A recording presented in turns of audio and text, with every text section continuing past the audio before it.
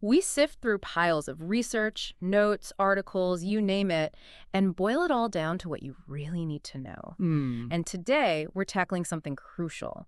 We're synthesizing a whole bunch of sources, all focused on giving English beginners the tools and, maybe more importantly, the right mindset Right. to make conversation in English not just, doable, but actually easy, maybe even fun. Yeah, fun. That's a big part of it, isn't it? Yeah. Because we're shifting focus here. It's not just about memorizing words or rules anymore. Exactly. The core idea, and this came through loud and clear from everything we looked at, is that conversation itself is the key. It's how you actually use the language. It's where the rubber meets the road, basically, turning that knowledge into real connections. Spot on. It's the engine. But okay, let's be real. There's often this huge wall, right, between knowing some English and actually speaking it. Oh, yeah. The fear factor. The fear, every beginner feels it. That moment, your mind just goes blank. And that little voice inside starts up, what if I mess up completely? Or what if my accent's so bad they just stare at me? Or worse, what if they just don't get me at all? It's paralyzing. Totally. And that shyness, that nervousness, it's probably the single biggest thing holding people back. It really is. The research confirms it. Yeah. It stops people right before they take that vital step, actually opening their mouth to speak. So we have to tackle this head on. We need a mindset shift. Absolutely. And the good news, the really liberating thing we found, is that everyone makes mistakes. Everyone. Seriously. Even native speakers. We pause, we correct ourselves, we use, frankly, pretty bad grammar sometimes in casual chat. Huh, that's true. Think about how often you hear someone say less when they mean fewer. Happens all the time. Exactly. And communication still happens, right? So the goal, and we have to keep saying this, is communication. It's not about being perfect. Communication over perfection. Got it. If you get your idea across, even if it's a bit clunky, you've succeeded in that moment. And actually, there's something interesting from the learning science side. No. Mistakes, when you notice them or someone corrects you, they actually help form stronger memories for the right way. Yeah. They're not failures. Or like feedback. High quality feedback loops, they literally help wire the language into your brain for the long haul. Okay, I like that. So mistakes are actually useful. Very useful. Part of the process. All right. So our mission today then is clear. We're giving you the practical tools, the framework, and hopefully a bit of a confidence boost, enough to get you past those first awkward hellos and into managing, real enjoyable conversations. Okay, let's dive in. Let's unpack this. Where do we start? Maybe with the absolute basics, like the Yeah. very first words. Yeah, the opening move. You walk up to someone or they approach you. What's the absolute essential sequence in English to kick things off politely? And crucially, how do we stop it dying right after hello? Right. Well, the standard opening, it's more than just saying hi. It's like a little social agreement. After the hello or hi or good morning, whatever fits, hmm the next step is pretty much automatic. How are you? Or maybe, how's your day going? And these aren't like deep inquiries into their well-being usually. Not usually, no. Yeah. They're social signals, politeness markers. Okay. And that leads us to what our sources called the crucial response loop. This sounds important. It is. This is where a lot of beginners either make it work or accidentally shut the door on the conversation. How so? If someone asks, how are you? What's the critical next move? You have to reply politely, of course, like, I'm good, thanks, or doing well. But then, and this is the crucial bit, you must return the question immediately. Ah, so not just answering, but asking back. Exactly. The research really highlighted this. If you just answer and stop, it can come across as, well, a bit abrupt, maybe even disinterested or slightly rude in many English-speaking contexts. Interesting. So just saying, I'm fine, thanks, isn't quite enough. It's often not ideal for keeping things going. You absolutely need to add that "and you," or "how about yourself," or "how are you doing?" Even that little addition, and you, makes that much difference. Huge difference. Yeah. It flicks the focus back to them.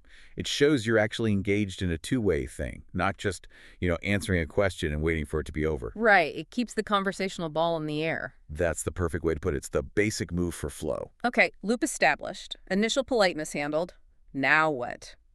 The conversation needs fuel. It does. And nearly all our sources pointed to the classic, the reliable, the universal conversation starter, the weather. Ah, the weather. Can't go wrong. Pretty much. It's the ultimate safety net. It's a totally non-controversial, right? Everyone experiences it. It's immediately relevant. And you don't need to know anything about the other person to talk about it. Good point. Perfect for low-stakes practice. Exactly. So give us some practical phrases. How do you bring up the weather without sounding like you're reading a forecast? Keep it light. Keep it observational. Something simple like, it's a beautiful day, isn't it? That little tag question, isn't it? Helps. Definitely. It invites them to agree easily. Yes, it is. Or if it's, say, miserable and raining, you can share a mild complaint. Like, This rain, I hope it clears up soon. Or maybe, terrible weather today, wasn't expecting this. Again, very low pressure. They just need to agree or add a tiny comment back. Me too. Or, I know, right? I see. It buys you a moment, doesn't it? They give a simple reply, and you're already thinking about what comes next. Precisely. But you're right, you can't just talk about the weather forever. That gets boring fast. So did the sources suggest how to pivot? How to move from clouds and sun to something more substantial? Yeah, they did. Use a bridge phrase. Connect the weather to something else. Okay, how would that work? So you say, it's a beautiful day, isn't it? They say, yes, it is. Then you bridge. Yeah. Speaking of beautiful days, did you manage to get outside at all this weekend? Or maybe? Yeah, I hope this weather holds. I was thinking of trying that new cafe down the street later. Ah, clever. You link the safe topic to something a bit more personal, but still simple. Exactly. And that leads us right into those other simple, safe topics that keep the momentum going. Like, Well, the big one, the universal language, as some sources called it, ew, food and drinks. everyone eats. Everyone eats, everyone has opinions. It's perfect. It's personal enough to be interesting, but the vocabulary is usually pretty simple.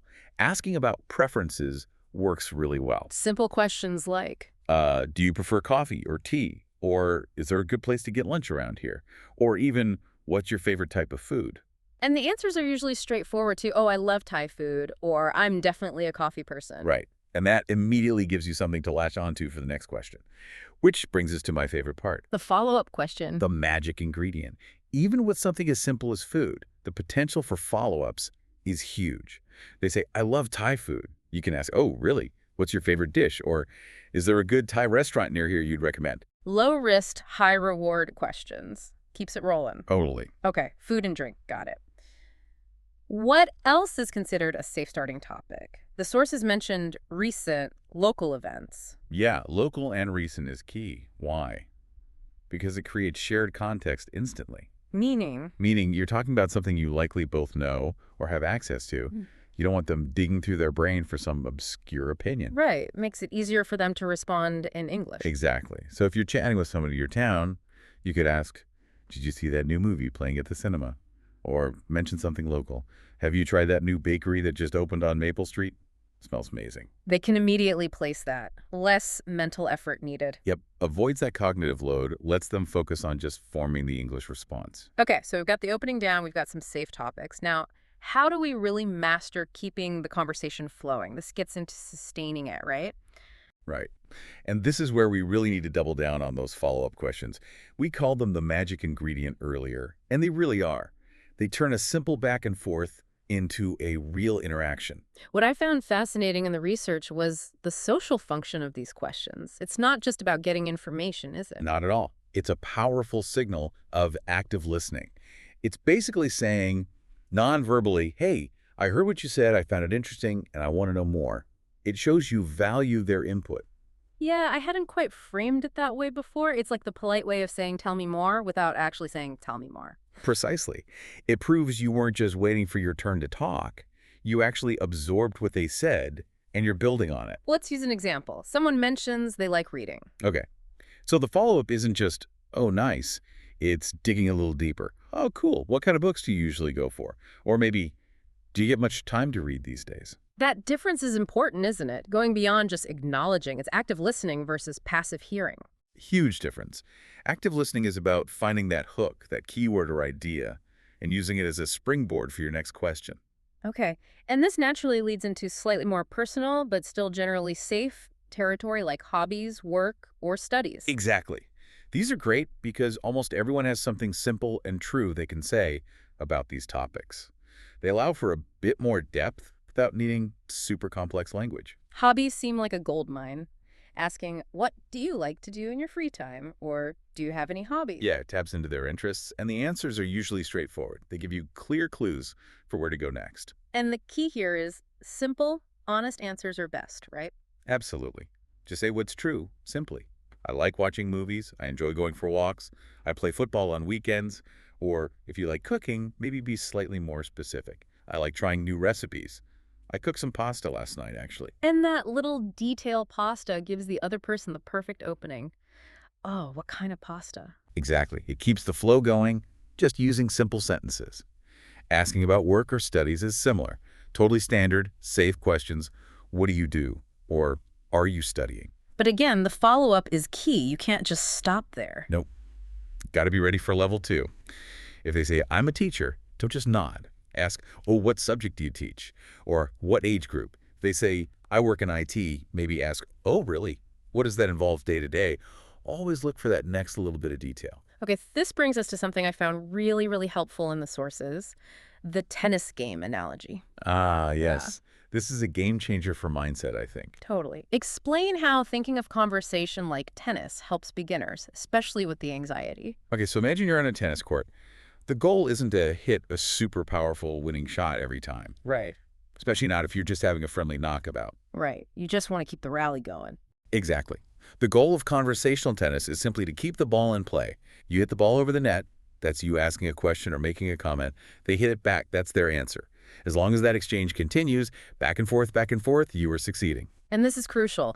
It doesn't matter if your shot is a bit weak or simple, a gentle return is perfectly fine. Absolutely fine. The sources really emphasize this. You don't need long, elaborate, grammatically perfect sentences. Simple is okay. Simple is great, honest is great. Statements like, my favorite food is pizza, perfect. Or if you genuinely don't have a strong opinion. I don't know. I like lots of different music. That's fine too. Don't feel pressured to invent something complex. No. If you're nervous, just focus on getting any simple answer out there. Hit the ball back, even gently. Let them take the next shot. The flow, keeping the rally going, that's more important than trying to sound impressive. Okay. And while you're listening to their return shot, you're also communicating non-verbally, right? Body language plays a big part. Huge part. It's like your second conversation track running in parallel.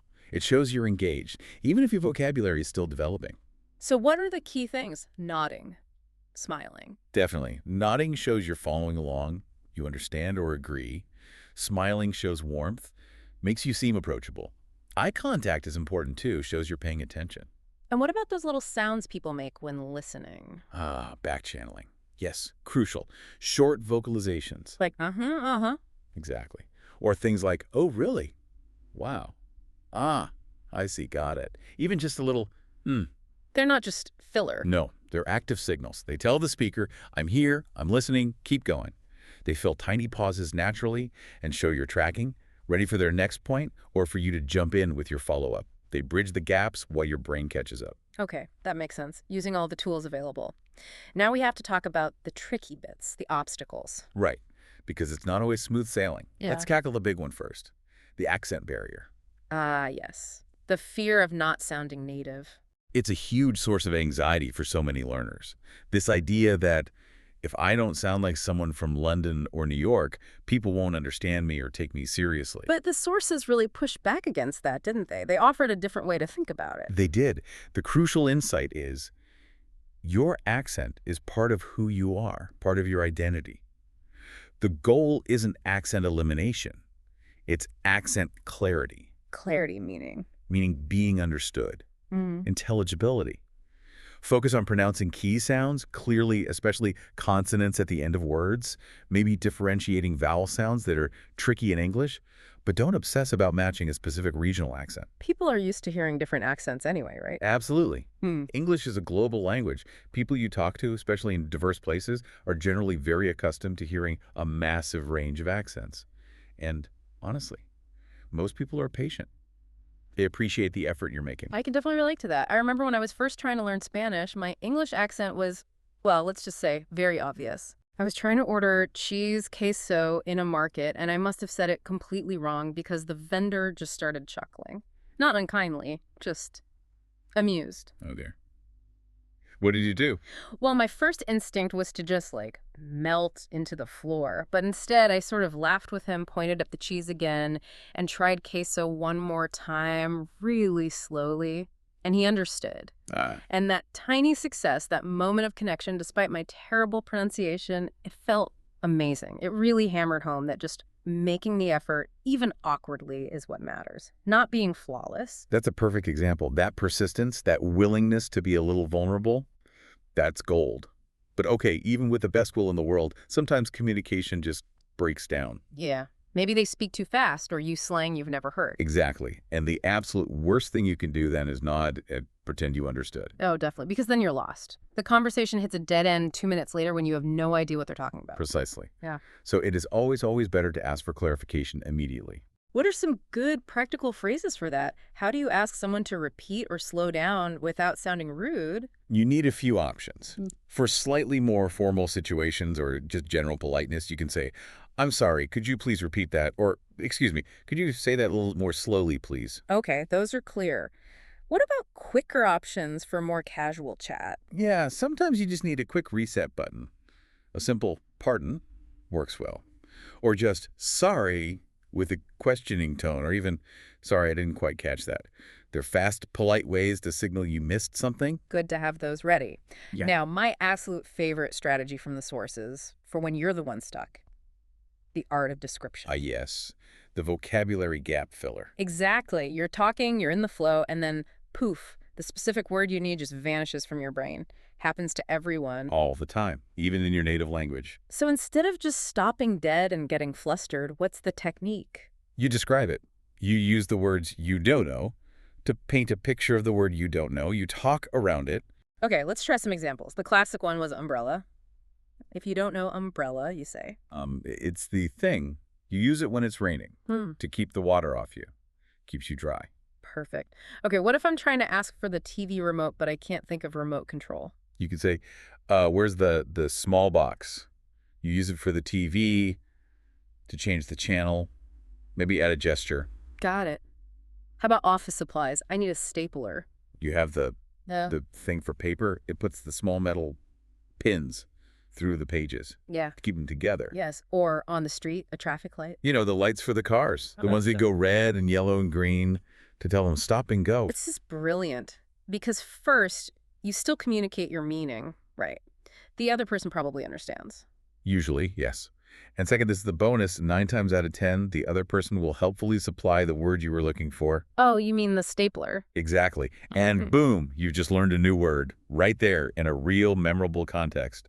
Much better than a flashcard. It shows resourcefulness too, doesn't it? You're not giving up. You're finding a way to communicate. Totally. It shows determination. And people really respond well to that effort. That determination is actually a perfect lead-in to the success stories we found. The sources had some really encouraging anecdotes about people communicating successfully, even with very basic English, proving these strategies actually work. Yeah, these stories are so important for building confidence. They help shift that mindset away from "I must be perfect" towards "I just need to connect." Let's talk about the Mexico market story. That was a great example of the description technique in action. It really was. So the person telling the story wanted to buy some fruit, but they knew almost zero Spanish. Right, so they had to rely entirely on description and gestures. Exactly. They pointed to this little red fruit they wanted and managed to string together something like, "Es rojo," it's red, and small, and sweet, using a mix of the tiny Spanish they knew, English words, and just pointing. And the vendor. The vendor, who didn't speak English, totally understood from the combination of gestures and those simple descriptive words. She smiled, nodded, and said the word, "Frisa," Strawberry. strawberry. And they completed the purchase. It wasn't just buying fruit, it was a successful communication, a little moment of connection. They used minimal language, got their point across, learned a new word, and had a positive interaction. That feeling of success, even in something so small, it builds that confidence muscle way more than just studying alone, doesn't it? Massively. It proves that your intention and your effort can bridge the language gap. Okay, then there was the Paris bakery story. This one really hit home on overcoming that shyness, that performance anxiety. Yeah, this person was apparently quite shy and genuinely nervous about just ordering a pastry in French. We've all been there. The word itself, croissant, is fairly easy, almost English sounding. Right. But the problem came when the baker replied with some rapid-fire question in French. The learner just froze. Complete blank. The natural instinct is just to flee. Totally. Hmm. But instead of backing away, they took a breath, made eye contact, managed a little smile, pointed clearly at the croissant again, and just repeated their request, simply and politely. Un croissant, s'il vous plaît. A croissant, please. And the baker got it, recognized the effort, smiled back, gave them the croissant. Transaction complete. But for the learner, it was huge. What victory. A massive victory. That tiny interaction proved that even when things go slightly wrong, persistence, a smile, and sticking to simple, clear language can get you through.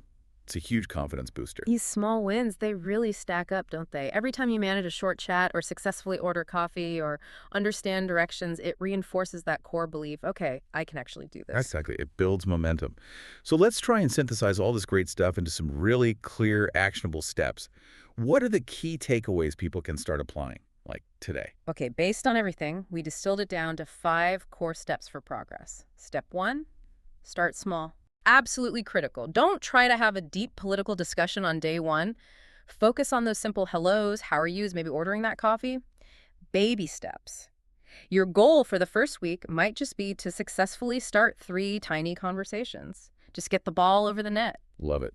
Okay, step 2. Step 2, listen actively. We talked about this. It's not just waiting for your turn. It's really tuning in, listening for those keywords, those little hooks you can use to ask a relevant follow-up question. Right. Practice hearing a noun or a verb and thinking, what more could I ask about that specific thing? Exactly. It shows respect, and it makes the conversation much more engaging for both sides. Plus, you learn more. Okay, step 3. Step 3, find opportunities to speak. You have to be a bit proactive here. Don't just wait for the perfect situation. Look for chances. Yeah.